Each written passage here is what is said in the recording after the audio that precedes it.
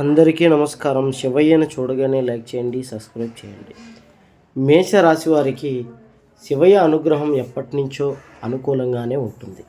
ఎందుకంటే శివయ్యకి ఇష్టమైనటువంటి రాశిలో మేషరాశి చాలా ముందుగా ఉంటుందని జ్యోతిష్య పండితులు చెప్తున్నారు.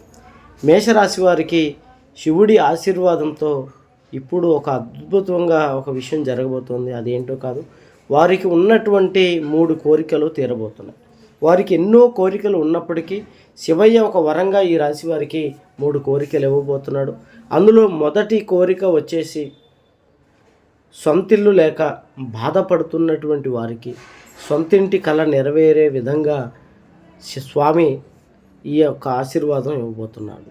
రెండవ కోరిక వచ్చేసి, వివాహాలు జరగక పెళ్ళిళ్ళు జరగక బాధపడుతున్నటువంటి వారికి, అలాగే ప్రేమ పెళ్ళి జరగాలి అని ఆలోచించేటువంటి వారికి ఖచ్చితమైనటువంటి వివాహం జరుగుతుంది.